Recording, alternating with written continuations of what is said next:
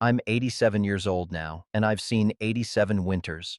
But the winter of '82 in Copper Ridge, that one's burned into my memory like frostbite scars that never quite fade. Snow came early that year. December brought 3 feet in 2 days, the kind that traps folks with their sins. Temperature dropped so low water froze in the bucket before you could carry it inside. Some say the cold came from the north. I say it came from the south, from hearts that had ruled Copper Ridge too long, from justice frozen solid, from decent people who'd let fear turn them to ice. This is about a woman with copper hair who wouldn't bow, and a rancher who'd forgotten what warmth felt like. By dawn, two people would either be free or buried in ground too frozen to dig proper graves. The story starts where most hard truths do, with blood staining fresh snow. Sheriff Porter standing over a woman in the town square, shears in his hand, the first dark lock falling to white ground like a sin finally visible. And 23-year-old Abigail Dawson watching from the crowd's edge, fists clenched, already writing the article that would either save her town or kill her trying. December wind cut through Copper Ridge like a debt collector, cold, merciless, no mercy for excuses. The blizzard had started 3 days prior, trapping the town in white silence, broken only by the crack of Beatrice Caulfield's sobs. She knelt in the town square, snow already covering Main Street in a blanket too pure for what was about to happen. Her bound hands had gone red, then white in the cold. Sheriff Rutledge Porter circled her like a wolf, his breath making fog ghosts in the frozen air. The shears in his hand caught the weak winter sun, flashing like ice. Sam Hollister had been 5 miles away when the boy came, Beatrice's son, half frozen, desperate. "Moss has come quick. Porter's gone mad." Sam had almost said no. 2 years alone on his ranch, 2 years of keeping his head down, 2 winters since Elizabeth died in snow just like this. "Ain't my concern what Porter does," he'd started to say. Then he saw the boy's eyes. Elizabeth's eyes. The way fear and hope wore in a child's face. He took his coat and rode. The crowd stood in an uneven circle, maybe 70 souls, their faces grim. Some watched with terrible anticipation. Most just looked away. Porter grabbed a fistful of Beatrice's graying hair, yanking her head back so her tear-streaked face was visible to all. "In the old days," Porter announced, voice carrying across the square, "women who didn't know their place had their beauty taken." The shears opened with a metallic hiss. "I'm a modern man. Don't believe in whippings, but a reminder of humility? That's still necessary." The first lock fell to the snow, dark against white, wrong against pure. Sam dismounted at the crowd's edge, scanning faces. Most he knew, the blacksmith who'd shot his horses, the grocer who'd sold him flour, the preacher who'd buried Elizabeth, all standing silent, all complicit. Then he saw her, copper hair like autumn leaves caught in first snow, green eyes burning hot enough to melt cowardice. She stood beside an older man with a white beard, Oswin Clark, the newspaper editor. The girl was taking notes, her hand moving fast across paper despite the cold. Another lock fell. Beatrice's shoulders shook with silent sobs. Sam's hand tightened on his reins. "Walk away," his mind said. "Ain't your fight. Stay alive." But his feet were moving. "That's enough, Porter." The crowd parted like water. Porter stopped mid-cut, slowly turning. His weathered face split into something that wasn't quite a smile. "Samuel Hollister, been a while since you came to town. Woman's cold. Done your damage. Let her up." "This ain't your concern, rancher." Sam removed his blue cavalry coat, the one he'd kept since the war, the one he'd sworn never to wear again after Elizabeth. He walked forward and draped it over Beatrice's trembling shoulders. The crowd gasped. Small gesture, huge meaning. Beatrice looked up through tears. "Thank you," she whispered. Porter's face darkened like a coming storm. "You just bought yourself a war, old man." The copper-haired girl stepped forward then, chin lifted. "I'd like a statement from Mrs. Caulfield for the Gazette." Porter's attention snapped to her. "Careful, Miss Dawson. Your father thought he was untouchable too. Look where that got him." The girl, Dawson's daughter, Sam realized, stiffened. My father took his own life, Sheriff. You made sure everyone knew that. And you'll follow him if you print lies about law enforcement. Sam helped Beatrice to her feet, walking her toward her waiting son. Porter called after him. That coat's real nice, Hollister. Shame if something happened to your place. Sam didn't turn back. Didn't need to. The threat was clear as winter ice. That night, orange glow painted Sam's eastern horizon. Beatrice's homestead, 3 miles away, burning. Porter's message, challenge me, lose everything. Sam stood on his porch, watching flames lick the frozen sky, and felt the old war cold settle into his bones. Not the weather kind, the killing kind. Here we go again. The Copper Ridge Gazette office smelled of ink and rage. Abby's pen scratched across paper like a knife scoring glass, each word deliberate, each sentence damning. Sheriff Porter's display of frontier justice raises questions about authority and dignity in Copper Ridge. She described it all. Beatrice forced to her knees, the gleam of shears, the dark hair falling on white snow, the crowd's terrible silence. Oswin Clark moved around the printing press, his weathered hands working mechanically while his attention stayed fixed on Abby. You understand what you're doing? I'm doing my job. Your job is to report on church socials. This? He gestured toward her article. This is poking a rattlesnake with a short stick. Then I should find a longer stick. The press ran through the night. By dawn, 200 copies sat stacked by the door, ink barely dry. By mid-morning, Porter's boot shattered the glass. He came with 2 deputies, methodical as butchers. They upended desks, smashed type cases, attacked the press itself with sledgehammers. Each blow rang like a funeral bell. Oswin tried to intervene, got a pistol across his temple for his trouble. Porter grabbed Abby by the hair, copper strands wrapped around his fingers. Tomorrow morning, town square, same treatment as Mrs. Caulfield, public lesson. People have a right to— His backhand split her lip. People have a right to shut their mouths and live. The jail cell was colder than the storm outside, deliberately so. No stove, no blanket, breath visible in the air. Abby's fingers went numb within the hour. She pressed her father's journal against her chest, only warmth she had left. The window frosted over from the inside. Footsteps in the corridor. Abby tensed, expecting Porter. Instead, an older woman appeared, consumption thin, eyes fever bright. Mother?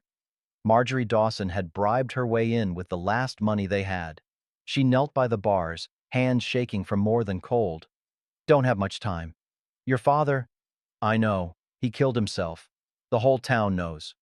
No. Marjorie's voice cracked. Porter murdered him. Made it look like suicide. I've carried that truth 2 years, watching you blame yourself, watching this town pity us for the wrong reason. The cell walls seemed to close in. Why didn't you tell me? To protect you. But I'm dying, Abby. Consumption's got me, won't see spring. She gripped the bars. Your father was investigating corruption, had proof, real evidence, hidden where only family would think to look. Where? Thomas's grave. Your brother, William, visited every month, said the dead keep secrets better than the living. A door slammed somewhere.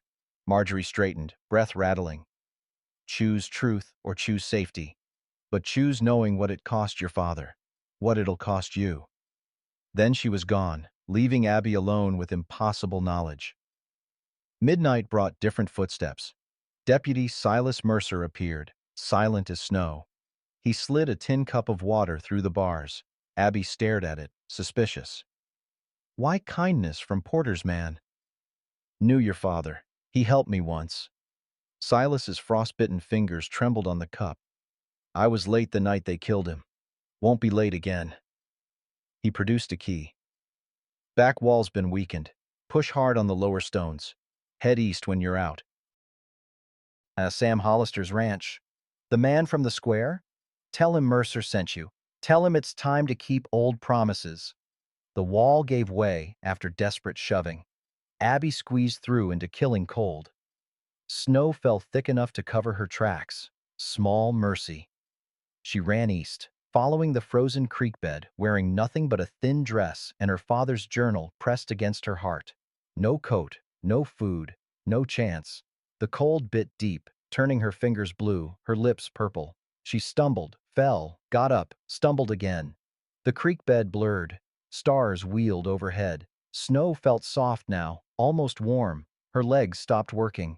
She collapsed in a drift, 50 yards from a cabin she couldn't see. Copper hair splayed across white snow. Blood from her lips staining ice. One hand reaching weakly toward lights she wasn't sure were real. Sam couldn't sleep. Elizabeth's ghost lived in winter nights like this. He went outside to check the horses and saw her, a dark shape against white ground, red hair catching moonlight. He approached, saw it was a woman, saw who. His boots stopped. Trauma flooded back. Elizabeth in snow. Elizabeth dead. Elizabeth beyond saving. 2 years of walls, 2 years of careful distance, crumbling at the sight of another woman freezing in his snow. Walk away. Can't survive losing another one. But she was moving. Barely. Her lips formed words. Don't. Please stop. He stood frozen, literally and emotionally, unable to choose. Save her and risk breaking again. Leave her and become the thing he hated. Her hand reached toward him. Eyes found his. Please. Sam's knees hit snow. I got you. He lifted her, light as a child, cold as death, and carried her toward warmth he wasn't sure he had left to give. Dawn broke cold and pale. Sam had stayed awake all night, feeding the stove, watching the half-frozen woman breathe. She'd nearly died 3 times. He'd thought she was gone. Then her chest would rise again, stubborn as spring grass through snow. When her eyes finally opened, they were the green of pine in winter. Lost at first, then focusing. She tried to sit up, failed, tried again. Easy. Sam's voice came out rough from disuse. Hadn't spoken to another soul in weeks.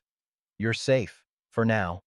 She looked around his cabin, sparse, clean, cold, despite the stove. Her gaze landed on the tin cup steaming on the table beside her. Sam had poured it 10 minutes ago, waiting. Coffee. He slid it toward her. Drink slow. Too much too fast will make you sick. Her hands shook, reaching for it. The cup slipped. Sam caught it, steadied her fingers around the warm metal. There, just hold it a minute. Let the heat work in. First warm thing she'd touched in a day. Tears formed, silent and quick. She took a sip, another, then looked at him properly. You're the man from the square. With the coat. Sam Hollister. Abby Dawson. She wrapped both hands around the cup like it was salvation itself. Silas Mercer sent me. Said you'd understand. Sam's jaw tightened at the name. Mercer was supposed to meet your father the night he died. Didn't make it in time. My father didn't. She stopped, voice breaking. He was murdered. Porter killed him. I know. Her eyes widened. You know? Sam moved to the window, watching the snow-covered landscape for riders. Your father was investigating my sister's death. Elizabeth Hollister. Porter strung her up in a jail cell 2 years ago, called it suicide, same as your father. The cup trembled in Abby's hands. They're connected. The deaths. Everything's connected. That's what your father figured out before they silenced him. Sam turned back. Why'd you come here? I can't protect you. Couldn't protect her. Not asking for protection. Asking for shelter till I can get to Prescott. Federal Marshal Turner. She pulled the journal from inside her dress, damp but intact. My father's evidence. Names, dates, transactions, Porter, Sinclair, others. Sam stared at the journal like it was a rattlesnake. That should have burned with him. My mother kept it. Told me last night before. Abby's voice caught. She's dying. Consumption. Won't see spring. Said I had to choose. Truth or safety. You chose truth. Like my father did. She lifted her chin, copper hair catching lamplight. Can't undo that choice now. Sam poured himself coffee, sat across from her. Two people who'd lost everything to the same evil, drinking from tin cups while winter tried to kill them both. Storm's supposed to break by tonight. You can leave then. And go where? Porter owns every road within 50 miles. Then you go around Devil's Canyon, treacherous, but he won't expect it. You know the way? I know it. Sam's hand tightened on his cup. But that's your choice. Stay here, he'll come for you. Leave, you might freeze, or fall, or… Hoofbeats cut through the morning quiet. Sam was up, rifle in hand, moving to the window in one fluid motion. Four riders approached through the snow. Porter at the lead, Star catching weak sunlight like ice. Stay inside, away from windows. Sam stepped onto the porch, rifle visible but not raised.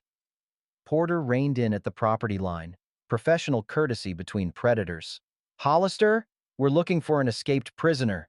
Ain't seen nobody, Sheriff. Storm's been fierce. Porter dismounted, approaching slow. His deputies fanned out, flanking positions. She's dangerous. Killed a deputy during her escape. That so? Sam's voice stayed flat. Funny how a half-frozen girl killed a grown man. You calling me a liar? I'm saying your story don't match the weather. Girl that small, that cold, she'd be dead by now.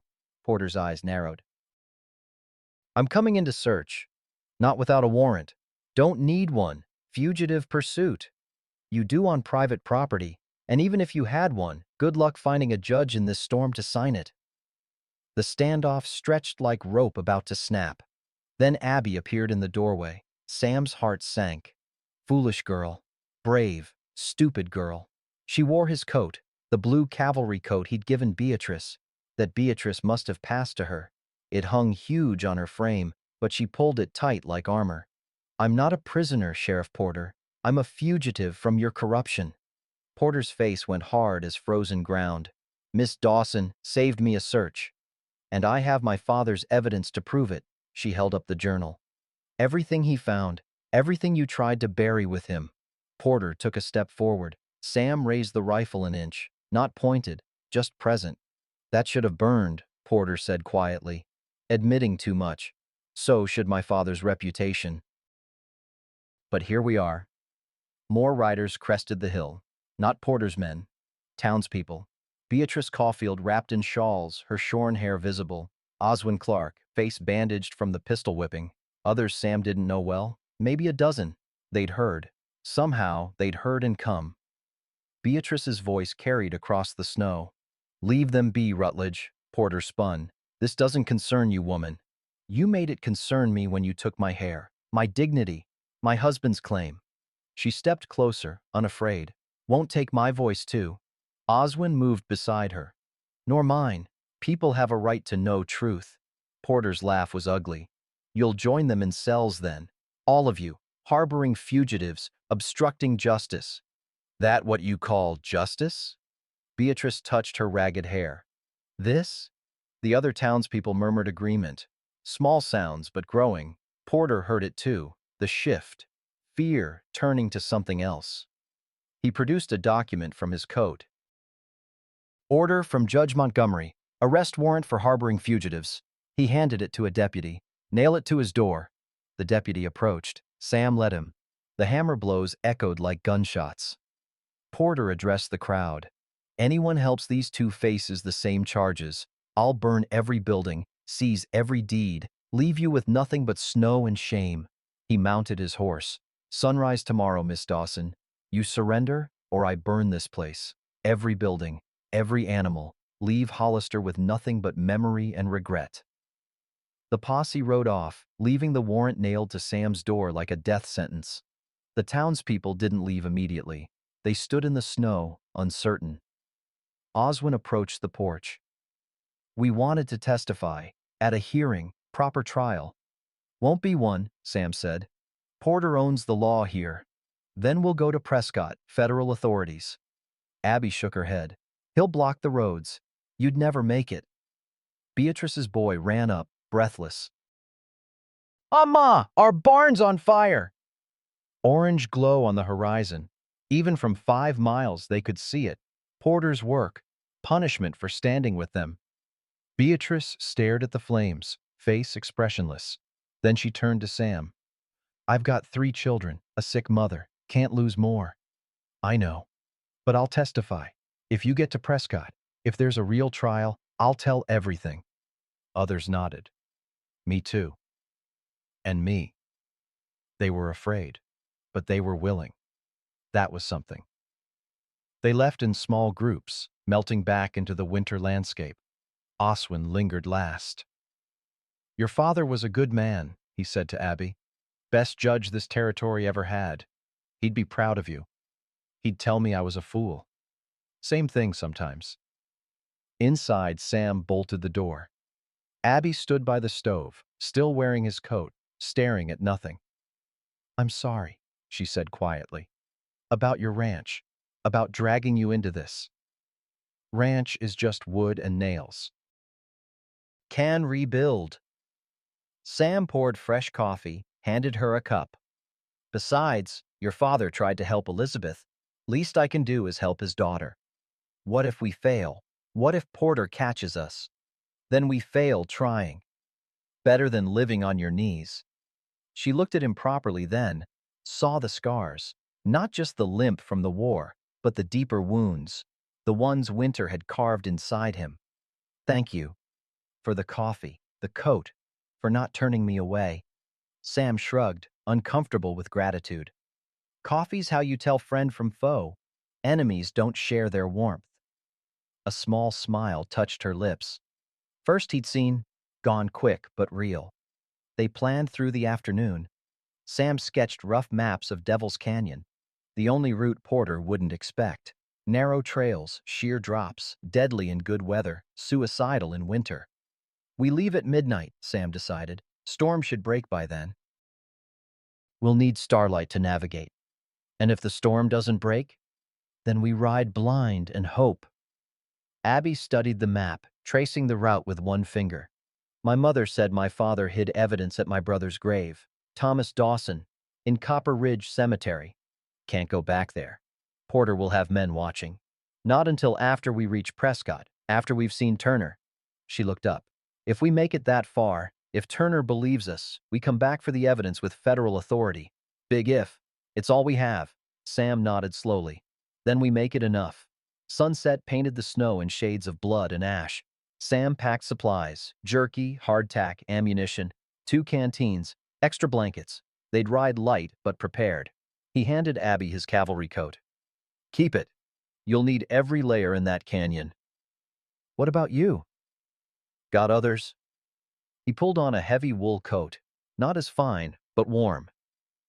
This one's seen me through worse. Abby held the blue coat, feeling its weight.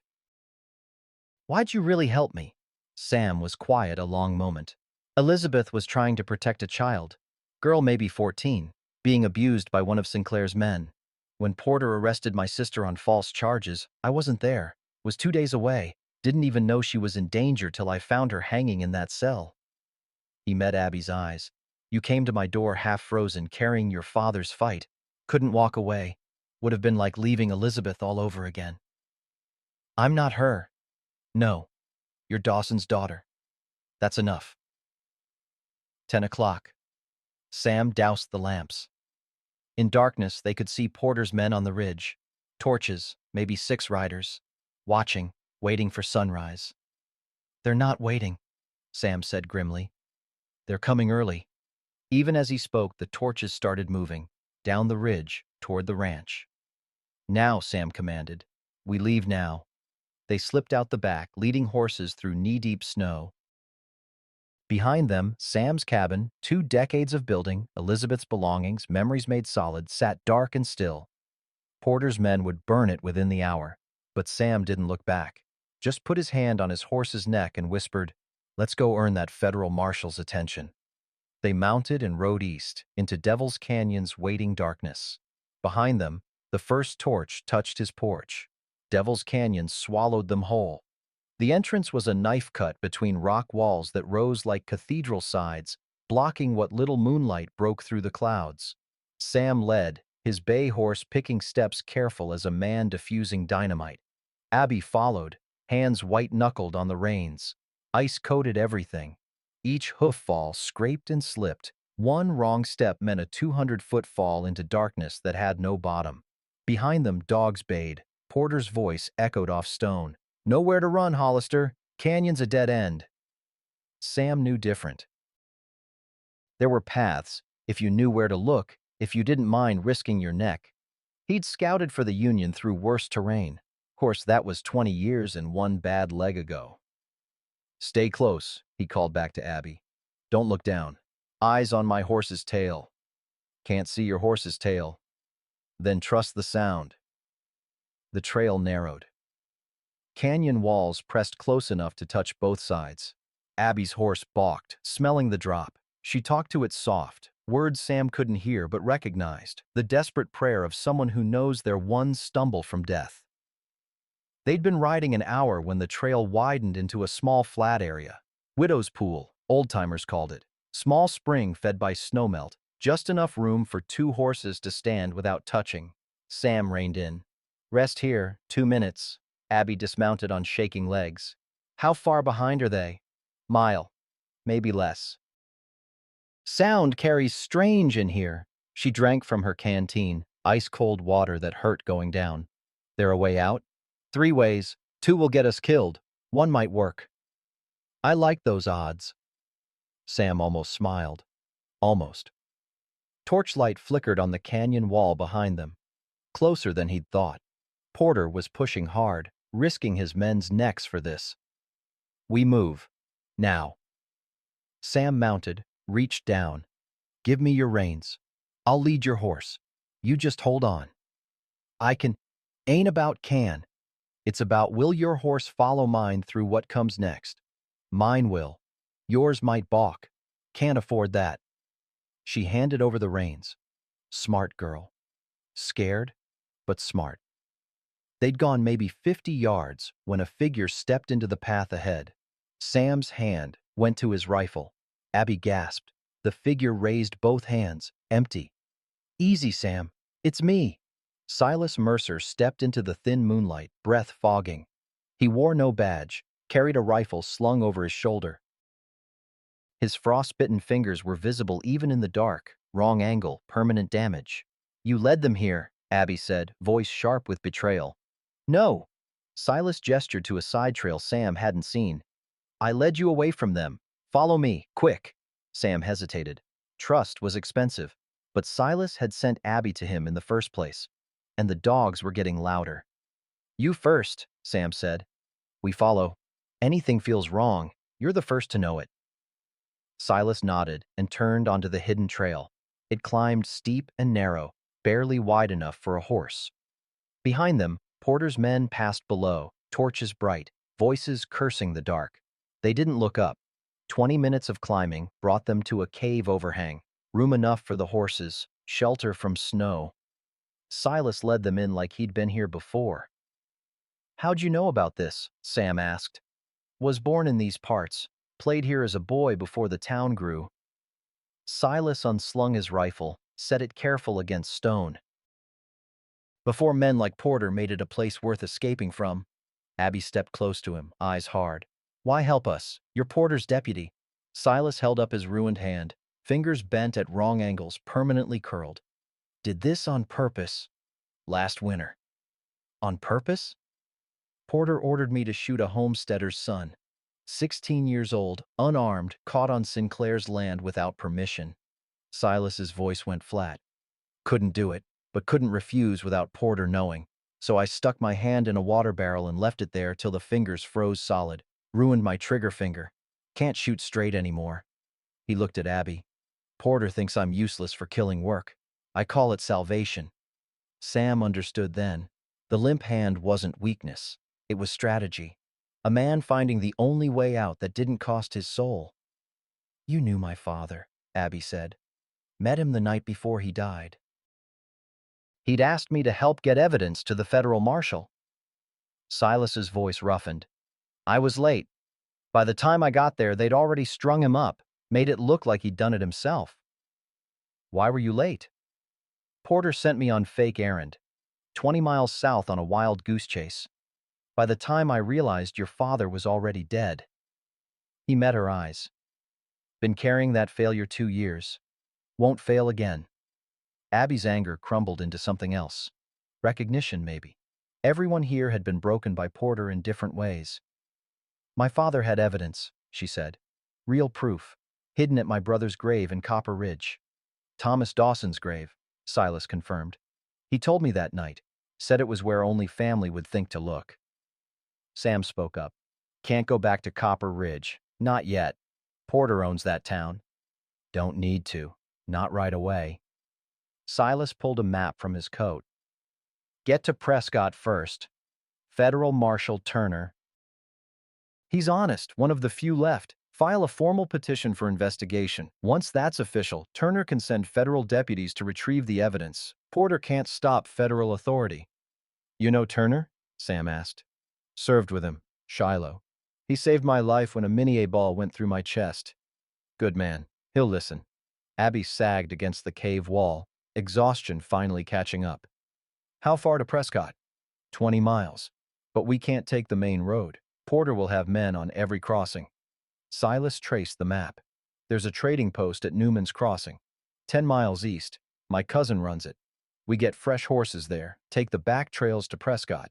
Arrive by tomorrow afternoon if we push hard. And Porter? I'll ride back down. Tell him you headed north toward the territorial line. Buy you 12 hours before he figures out the trick. Sam studied him. What happens when he learns you helped? Some debts can only be paid one way. Silas stood, shouldered his rifle. Your father tried to save people Porter was crushing. I didn't help him when it mattered. But I can help his daughter now.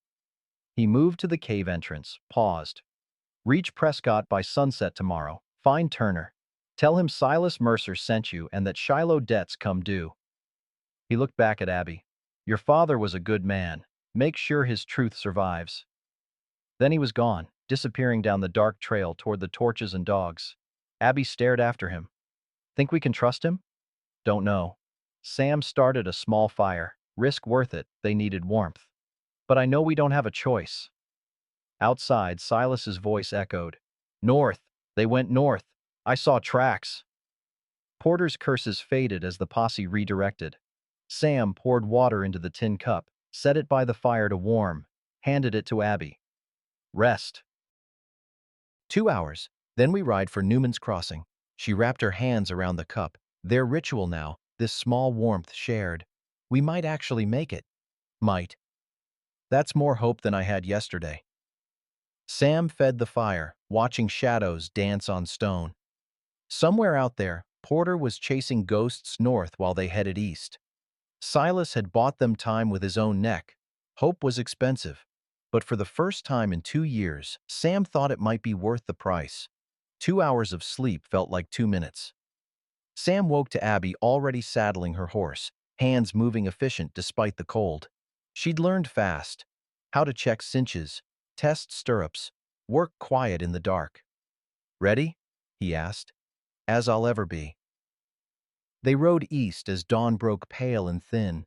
The canyon opened onto high desert plateau, vast and white and empty. Behind them, no pursuit. Silas's trick had worked. For now. Newman's Crossing appeared like a mirage. 5 buildings huddled around a well, smoke rising from chimneys. Sam knew the owner, Jacob Moore. They'd served together, different regiments but same hell. Jacob's brother had died at Antietam. Sam had carried the body back. Some debts outlast wars.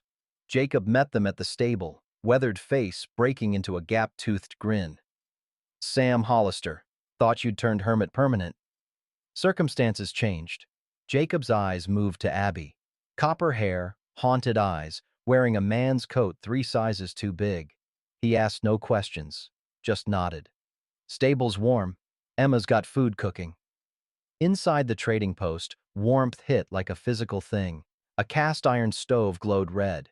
Jacob's wife Emma stirred a pot of something that smelled like salvation. Beans, salt pork, actual vegetables.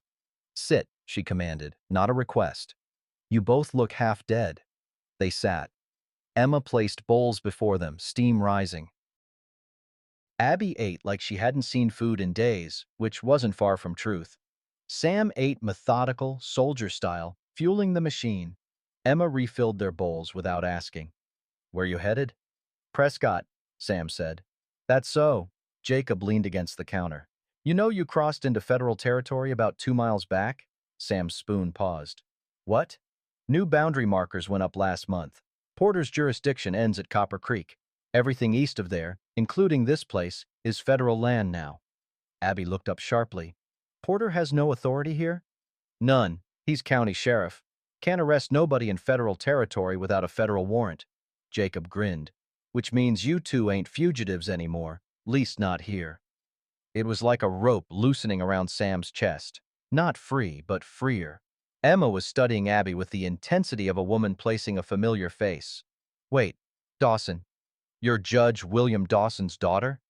You knew my father?" "Met him once. He rode circuit through here, presided over a land dispute. Fairest man I ever saw in a judge's robe."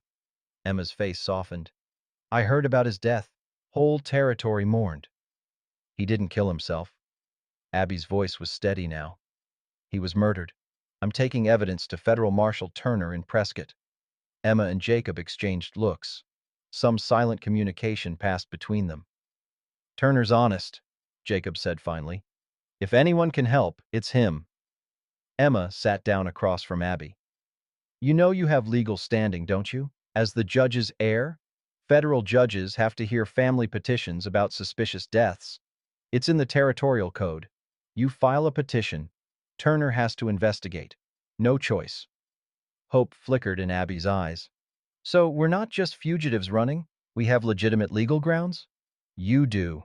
Makes your case stronger. You're not criminals. You're petitioners seeking justice."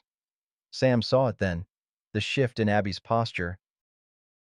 From hunted to hunter, from victim to advocate. "How far to Prescott?" she asked. 20 miles. Good road, mostly clear. You could be there by nightfall." For the first time in days, the future looked possible. They rested an hour. Fresh horses, real food, warmth. Sam found himself watching Abby by the stove, the way she cupped her hands around a fresh coffee, the small smile when Emma offered her a clean shirt to wear under the coat. "You care for her," Jacob said quietly, appearing beside Sam. "She's fighting the same fight my sister fought. Can't let it end the same way." "That all it is?" Sam didn't answer. Didn't need to. "Fire's not found, Sam. It's built, person by person, stick by stick." Jacob clapped his shoulder. "Maybe it's time you stopped living in winter."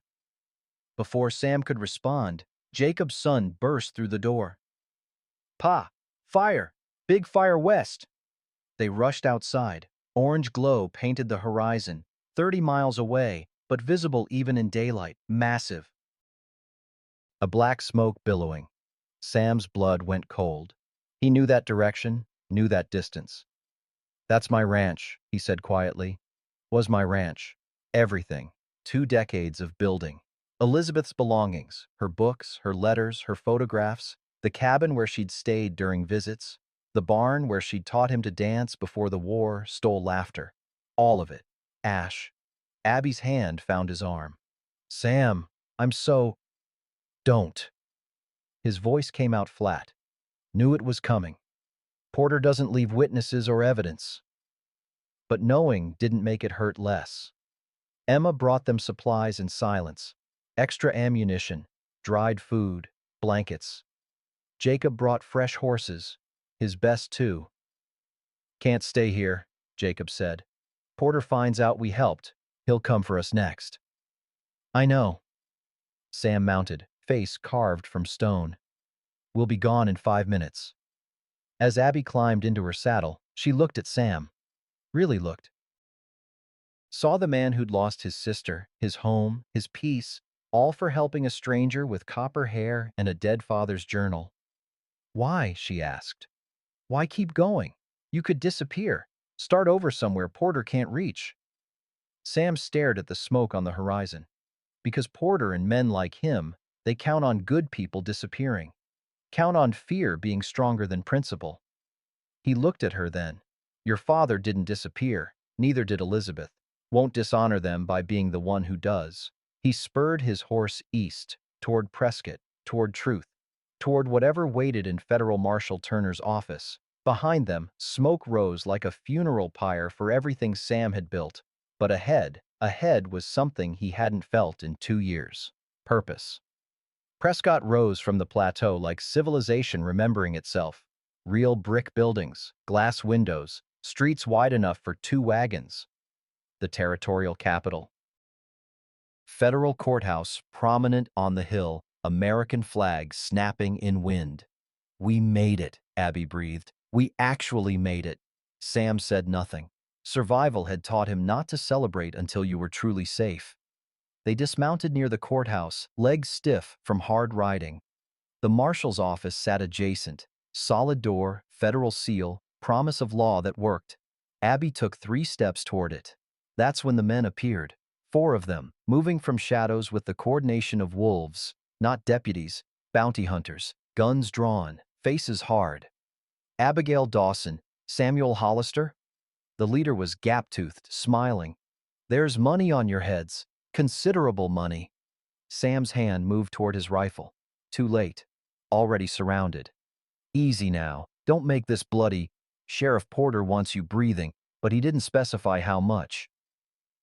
"We're here to see Federal Marshal Turner," Abby said, voice shaking but firm. "We have evidence of your criminals. Turner can sort you from a cell." Rough hands grabbed them. Sam fought, got a rifle butt to his bad knee. He went down hard, snow cold against his face. They bound his hands with rope that bit deep, pulled him upright. Abby struggled until a man grabbed her copper hair, yanked hard. "Still, or I'll do what Porter should have done. Cut this pretty mane myself." She went still. They were dragged through Prescott's main street. Mid-morning, busy. People stopped to stare. Merchants in doorways. Women with shopping baskets. Children pointing. "Murderers from Copper Ridge," the bounty hunter announced. "Killed a deputy." Lies, but loud lies told to crowds become truth faster than quiet facts. Sam kept his head up, old soldier's pride. But inside, shame burned. 2 decades building a reputation as a man who kept his word, his land, his dignity. Now paraded like livestock to slaughter. Abby's face was white. She stumbled. Sam tried to steady her with his shoulder, got shoved apart for the effort. "Keep moving." The jail was federal, but felt the same. Iron bars, stone walls, cold that seeped into bones. They were thrust into separate cells across from each other, close enough to see, too far to touch. Sam tested his cell door. Solid. These weren't small-town bars. These were meant to hold. "We were so close," Abby whispered. 50 yards from Turner's door. "We'll still see him. Has to process us. If we live that long." The door opened. A man entered who made Sam's stomach turn. Gregory Sinclair moved like money, smooth, assured, untouchable. Eastern suit, fur-lined coat, polished boots. He looked like he'd stepped from a bank, not a frontier jail. At 58, silver-haired and distinguished, he carried power like some men carried guns. Behind him, the bounty hunter leader. "Found them just like you said, Mr. Sinclair." "Coming straight for the courthouse." Sinclair counted out bills. "Well done. Take your money. Disappear." The bounty hunters left. Sinclair approached the cells, studying Sam and Abby like specimens. "Miss Dawson, we meet at last. I've heard so much about you." His voice was cultured, educated, wrong in this rough place. "Your father spoke of you often before his unfortunate decision." "My father was murdered." Abby's voice came out cold. "You had him killed. Grief distorts our thinking, my dear, creates elaborate fantasies to avoid painful truths." He turned to Sam. "And Samuel Hollister, the hermit who couldn't leave well enough alone. Your sister made the same mistake, involving herself in matters beyond her understanding." Sam surged against the bars. "Say her name again. See what happens." "You'll do nothing. You're a caged animal now." Sinclair noticed the journal on the guard's desk. Abby's father's journal, confiscated during arrest. He picked it up, leafed through pages. Interesting reading. Wild accusations, unsubstantiated claims. the ramblings of a man losing his grip on reality. There are names, dates, amounts. Abby's voice shook. Proof of your corruption, or proof of your father's descent into paranoid delusion. Sinclair tucked the journal under his arm. I'll hold this as evidence for the trial. You can't just take, I can do whatever territorial authority permits, and Judge Montgomery permits quite a lot. Sam felt ice in his veins. Montgomery's involved? Judge Montgomery is a reasonable man who understands that frontier justice requires flexibility. Sinclair moved toward the door. You'll have a fair trial, very fair, very brief, and then this unfortunate matter will be resolved permanently. The door closed behind him, taking Abby's father's journal, their only proof, with him. They sat in silence. Outside, afternoon faded toward evening. The cells were better than Copper Ridge. Heat, light, no obvious torture, but they were still cages. Everything I had, Sam said finally. Ranch burned, Elizabeth's things, now this. He gestured at the bars. 20 years of building a life, gone. I'm sorry. You should have stayed out of it. Maybe. Sam leaned against cold stone. But I was already dead inside, just walking around cold. At least now I'm feeling something. Even if it's just anger. Abby gripped the bars between their cells. Their fingers almost touched. Almost. My father used to quote something about standing.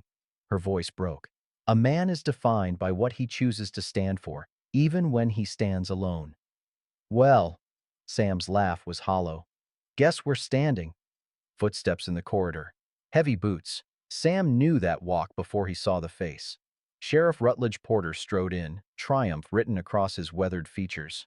He'd ridden hard, coat still dusty from the trail. He stopped between their cells, savoring the moment. Well, the righteous and the stubborn, finally caught. Where's Silas? Sam asked. Deputy Mercer is under arrest. Treason against his office. Porter smiled. Don't worry, he'll hang right alongside you. He leaned close to Abby's cell. You cost me considerable trouble, Miss Dawson. Time, men, resources. But it was worth it. Going to watch you hang. Going to tell your dying mother all about how you screamed. Elizabeth Hollister, Abby said quietly. That name mean anything to you? Porter's smile faltered, just for a second. She was trying to expose you, just like my father. You killed them both. Your father killed himself. Elizabeth Hollister killed herself.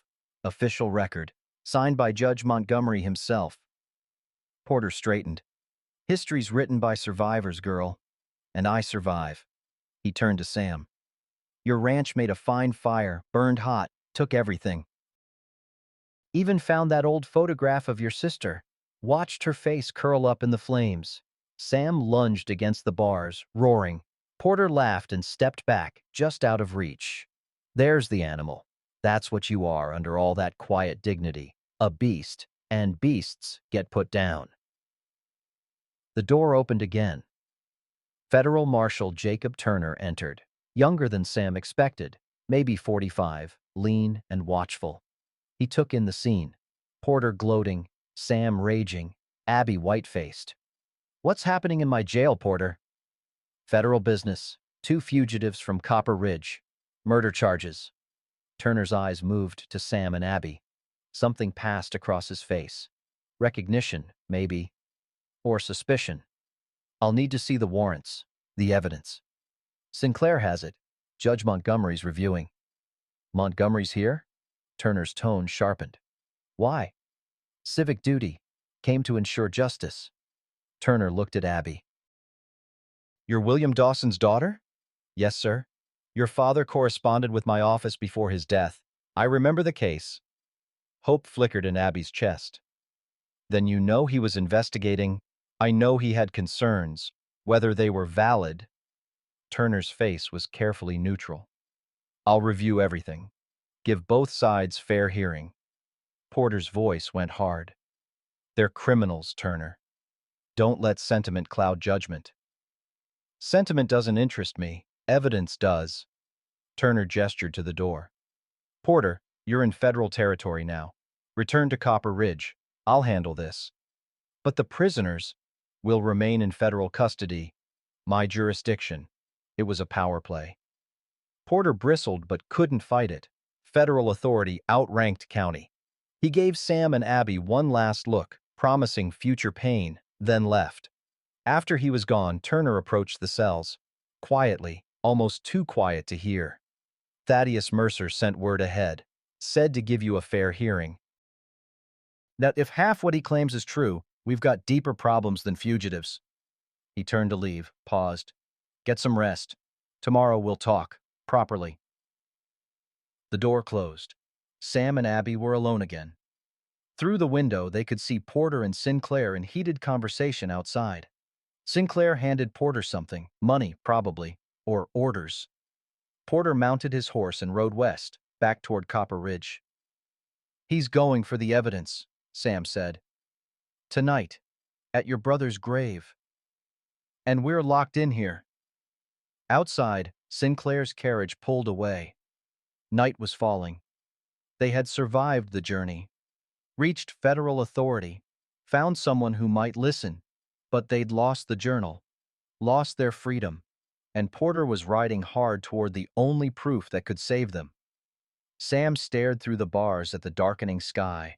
Somewhere out there, Elizabeth's memory waited for justice. William Dawson's truth waited to be spoken. Tomorrow might bring answers. If they lived that long, dawn came cold and gray. Guards hauled Sam and Abby from their cells, shackles on wrists, chains connecting them like cattle. They were led not to a courtroom, but to Marshal Turner's office, cramped, informal, no jury. Gregory Sinclair sat in the corner, lawyer beside him. Both wore expressions of men at a foregone conclusion. Turner sat behind his desk, papers spread before him. He looked like he hadn't slept. This is a preliminary hearing. I'll determine if there's cause to proceed with formal charges. Sinclair's lawyer stood. Marshal Turner, my client has prepared documentation. He laid out papers. Criminal complaints from Porter, witness statements, death certificate for the murdered deputy. Miss Dawson suffers from grief-induced delusion, the lawyer continued smoothly. Her father's suicide broke her mind. These accusations against Sheriff Porter and Mr. Sinclair are paranoid fantasies. Abby surged forward. My father was murdered. The journal is unverified hearsay, the lawyer cut in. Anyone could have written it.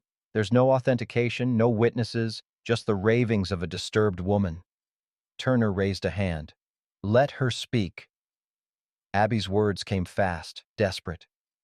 Sheriff Porter has been stealing land for Sinclair, murdering anyone who resists.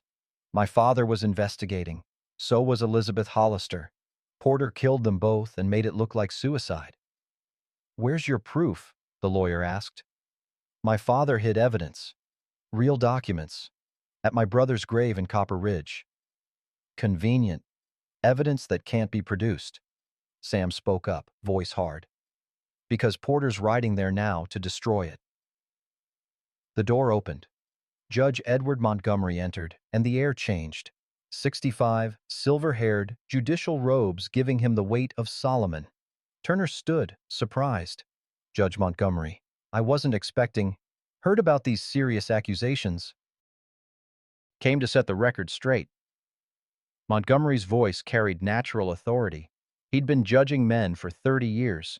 He produced documents, death certificates for William Dawson and Elizabeth Hollister. Both signed by him, both ruled suicide. I investigated both deaths thoroughly. Tragic, yes. But suicide, incontrovertible. Abby stared at the signature. Her father's journal had mentioned Judge M receiving payments. She'd thought it meant someone else. Anyone else. You, she whispered, you were part of it. Montgomery's face showed practiced patience. You see, Marshal, the delusion extends to accusing federal judges. This is precisely why I came, to prevent further damage to the territory's legal system. He turned to Turner. These two should face trial in Copper Ridge for their crimes.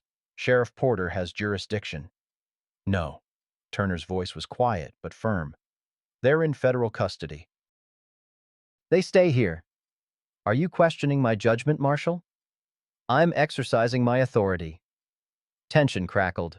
Montgomery was Turner's superior, but Turner's jaw was set. I need more time, Turner said finally. Something about this doesn't sit right.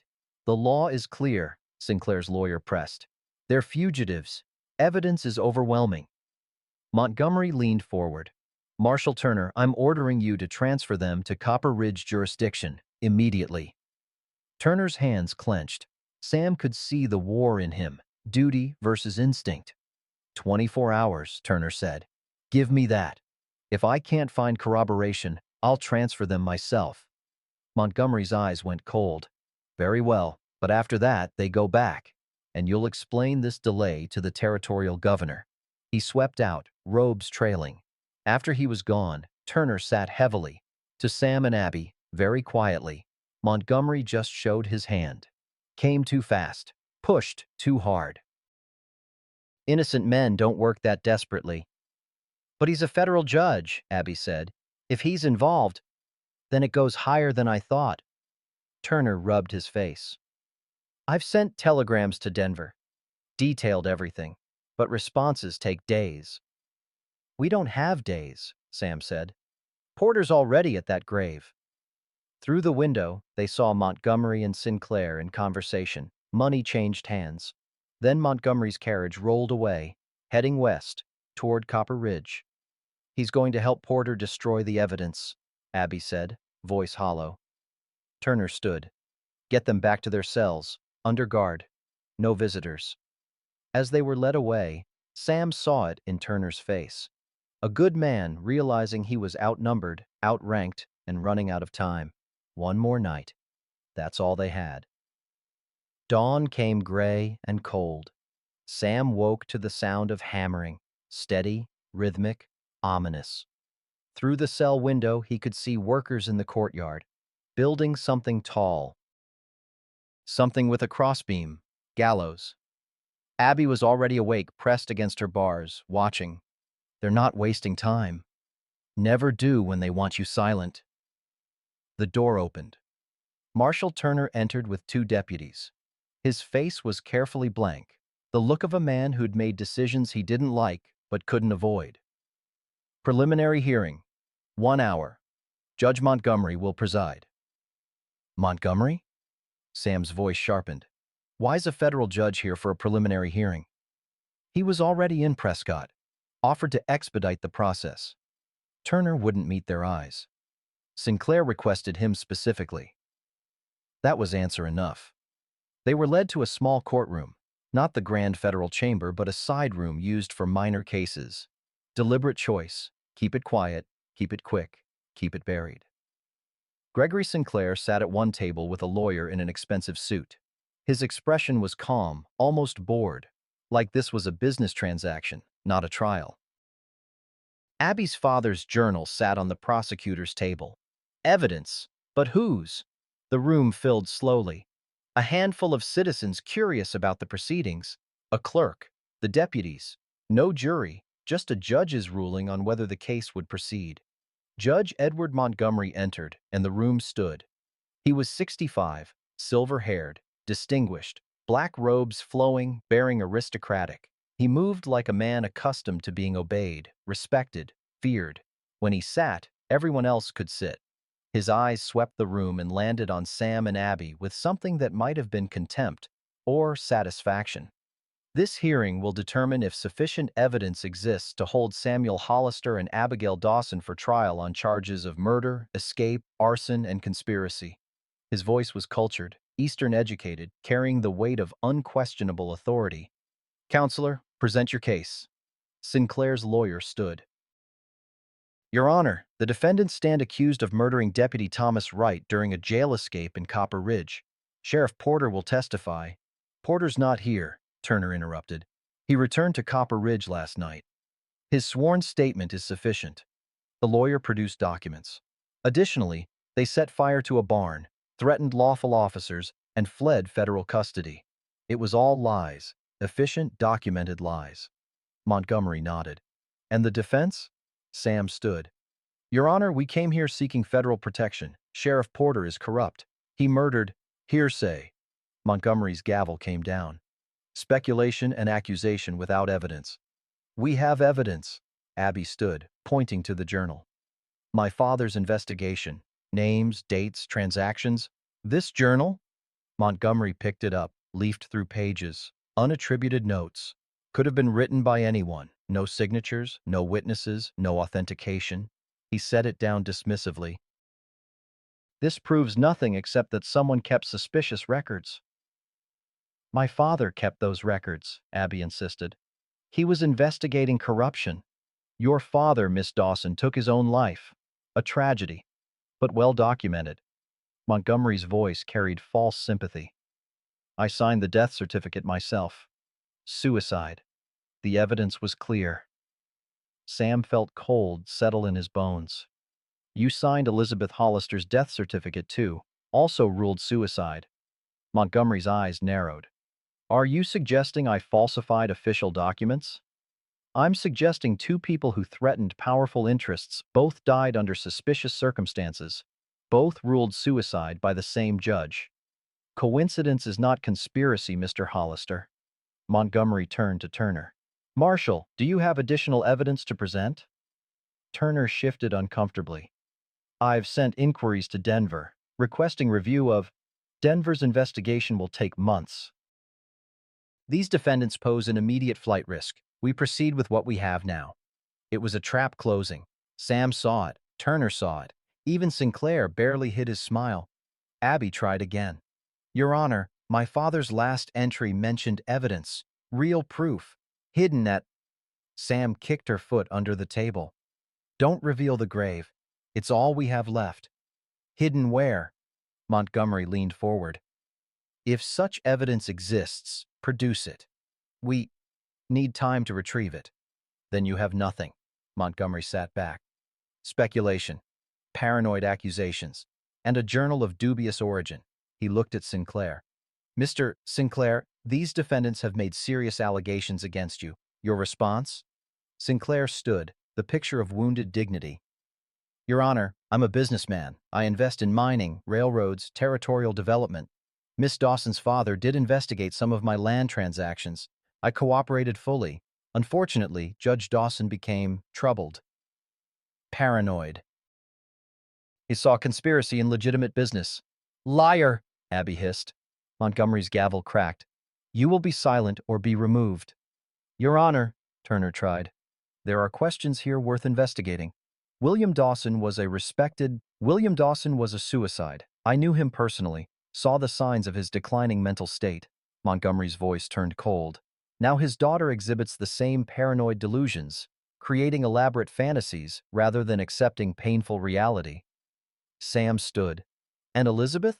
Was she delusional too when she tried to protect a child from Sinclair's brothels? The room went silent. Montgomery's face turned to stone. That's a serious accusation, Mr. Hollister. Can you prove it? She gathered evidence, witness statements, was about to present them when Porter arrested her on false charges. False, according to whom? You? A man with an obvious grudge? Montgomery leaned forward. Your sister was arrested for theft. Tried by the previous territorial judge, found guilty. She took her own life from shame. These are facts. Lies built on lies, Sam said quietly. Enough. Montgomery's gavel came down hard. I've heard sufficient evidence, or rather lack thereof. The charges against these defendants are substantiated by official testimony. Their counter-accusations are unsupported fantasy. Turner stood. Your Honor, I request a continuance. Allow time for federal investigation. Denied. This is a territorial matter now. Federal involvement is unnecessary. Montgomery straightened his robes. I find probable cause for all charges. The defendants will stand trial in 3 days for murder and conspiracy. 3 days? Abby's voice broke. That's not enough time to... 3 days is generous given the evidence. Montgomery looked at her coldly. And Miss Dawson, I suggest you make peace with your God. The penalty for murder in this territory is death by hanging. The gavel fell with horrible finality. Guards grabbed Sam and Abby, pulling them toward the door. Abby twisted, trying to see Turner. Please, my father's evidence. Your father had no evidence, Montgomery called after her, because there was nothing to find. He created fantasy to cope with depression. And you've inherited his madness. Back in the cells, Sam paced like a caged wolf. 3 days, 72 hours before a trial with a predetermined verdict. Abby sat on her cot, head in hands. Montgomery signed both death certificates. He's not just involved, he's at the center of it. He's the keystone, Sam agreed. Remove him, the arch collapses. That's what your father must have figured out. And that's why they killed him. Footsteps in the corridor. Turner appeared, face grim. I'm sorry. Montgomery outranks me. I can't override his ruling. You believe us, though, Abby said. Not a question. What I believe doesn't matter without proof. Turner glanced over his shoulder, lowered his voice. I sent detailed telegrams to Denver last night. Everything you told me. If federal investigators come, Montgomery can't stop them. If they come, Sam said, that's days away, maybe weeks. I know. Turner's jaw tightened. I'll do what I can. Delay the trial. Request additional review. But Montgomery's pushing hard. He wants this over fast. Before anyone can look too close, Abby finished. After Turner left, they sat in silence. Through the window, they could see the gallows taking shape. 2 nooses, side by side. I'm sorry, Abby whispered. You lost everything because of me. Lost it because of Porter, Sinclair Montgomery. Sam's voice was tired. You just gave me a reason to fight instead of hide. Some gift. 3 days till we hang. A sound at the window. They looked up. Beatrice Caulfield pressed against the bars outside, her shorn hair covered by a shawl. Behind her, Oswin Clark and others from Copper Ridge, maybe 15 people. We came, Beatrice said, tears streaming. Walked through the last of the storm. Came to testify. The hearing's over, Abby said, heartbreaking. Montgomery already ruled. Then we'll testify at trial, Oswin insisted. Tell the truth about Porter, about what they've done. Montgomery won't let you. Sam moved to the window. He controls the courtroom, decides who speaks. He'll never call you. One by one, the townspeople drifted away, want battling with reality, courage meeting insurmountable power. Only Beatrice remained. She touched the bars where Abby stood. I'm sorry. I wanted to help, wanted to matter. You matter, Abby said. You came. That's more than most would do. After she left, Sam and Abby sat in their separate cells, close enough to see, but too far to touch. Outside, the gallows stood finished. Moon rose over the crossbeam, 72 hours. Think Turner's telegrams will work? Abby asked. Maybe, if Denver cares. If they believe him, if they move fast. Sam laughed, hollow. That's a lot of ifs. What about the evidence at Thomas's grave? Porter rode there last night. He's probably already destroyed it. Abby closed her eyes. Every path blocked, every hope crushed. My mother's dying in Copper Ridge. She'll hear I hanged, die thinking both her husband and daughter were criminals. Maybe Turner will tell her different. Maybe. Abby didn't sound convinced. The moon climbed higher. Somewhere a church bell tolled midnight. 1 day gone. 2 left. In the darkness, Sam spoke quietly. Elizabeth used to say, the longer the night, the brighter the dawn. You believe that? Don't know. But I know this. We tried. Fought when we could have run. Stood when we could have knelt. That's worth something. Is it worth dying? Sam didn't answer. Didn't have one. Outside, the gallows waited. Turner couldn't sleep. 2 in the morning, and conscience kept him pacing his office. Something about Montgomery's performance in court, too smooth, too practiced, like a play rehearsed. He pulled the files again. Death certificates for William Dawson and Elizabeth Hollister, both signed by Montgomery. Both ruled suicide within hours of death. No investigation, no questions. Too fast, too clean. Turner studied the territorial seals on the documents, held them to lamplight. There, the slightest variation, the eagle's wing feathers, wrong number. The banner text, slightly different font. Forgeries, amateur ones. His hands shook as he reached for Sinclair's luggage, left at the hotel, technically illegal to search, but Turner was past caring about technicalities. False bottom in the trunk, ledger inside, names, amounts, dates. Porter, $500 month. Security services. Montgomery, $2,000 per favorable ruling. WW. Dawson removal, $1,000, completed. EE. Hollister elimination, $500, completed. Written proof of murder contracts. Dawn bells rang across Prescott. In their cells, Sam and Abby woke knowing this was day 2. Only one day left after this. But Turner burst through the door, different man than yesterday, energy crackling off him like lightning. "You're free, both of you." Sam blinked. "What?" "Found evidence, forged documents, financial ledger showing payments for murder." Turner unlocked their cells with shaking hands. "Enough to arrest Sinclair and Montgomery, maybe Porter too." Abby stumbled out, not believing. "This is real?" "It's real. And there's more." He led them outside. The street was full. Not just townspeople, dozens of people from Copper Ridge. They'd walked through the final storm, arrived at dawn. Beatrice, Oswin.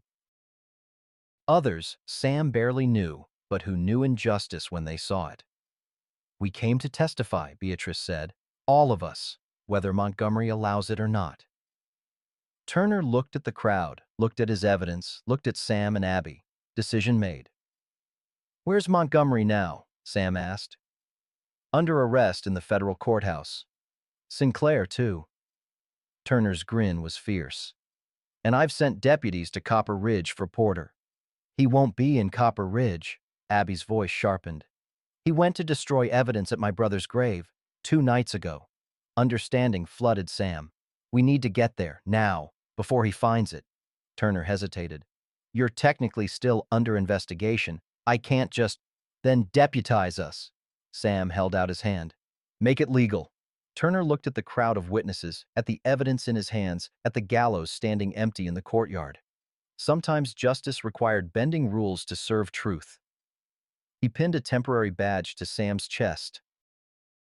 "Deputy Hollister, your assignment? Retrieve evidence from Copper Ridge Cemetery. Take whoever you need." Beatrice stepped forward. "I'm going." "Oswin. And me." Others volunteered.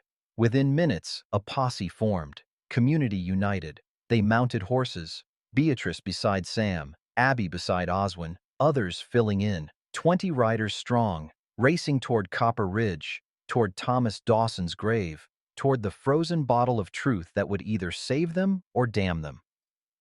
Porter had 2 days' head start, but they had numbers, purpose, and finally, law on their side. The race was on. They reached Copper Ridge by afternoon. Spring thaw had started, snow melting, creeks running, mud everywhere.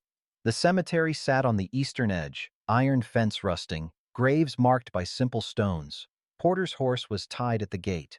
They dismounted quiet, spreading out. Sam led, rifle ready. Through the graves they moved, careful and silent. Porter knelt at Thomas Dawson's grave, digging furiously. Frozen ground just starting to soften. Mud on his hands, desperation in his movements. He hadn't found the hidden compartment yet. "Step away from the grave, Porter." Porter spun, gun drawn, wild-eyed. Surrounded by 20 citizens, people he'd terrorized for years now standing against him. "Should have stayed in Prescott, Hollister." "Montgomery's in custody. So's Sinclair. It's over, Rutledge." Porter's face showed the moment he understood. Everything had collapsed. His power, his protection, his future. "No. I built this. I kept order." "You kept fear," Abby said, stepping forward. "Not the same thing." Porter swung his shovel at the grave border, trying to destroy evidence. Sam shot it from his hands. Perfect shot, just like the war taught him. Porter fell back, unarmed, reached for his holstered gun. Sam had clear shot to kill him. 2 years of rage, ready to release. His finger tightened on the trigger. "Don't." Abby's voice, quiet but firm. "We're not him. He killed Elizabeth. Your father." "I know. But justice doesn't need blood. Just witnesses." Sam's hand trembled. Hardest thing he'd ever done, lowering that rifle. You'll face real trial, federal court. Every person you hurt will testify. Porter laughed, bitter. Should have killed me when you had the chance. His hand moved to his boot. Hidden derringer, backup weapon. Drew it fast, aimed at Abby. If I'm going down, so is Dawson's brat. Gunshot cracked across the cemetery. Porter's gun dropped. He collapsed, shoulder wound bleeding. Behind him, Silas Mercer emerged from the trees, rifle smoking, limping, wounded but alive. Promised your father I'd protect you. Figure shooting Porter counts. Abby rushed to Silas, supporting him. You came. Said I would. Sam and Abby carefully removed the concrete border section where her father had hidden his final gift. Glass bottle, sealed tight.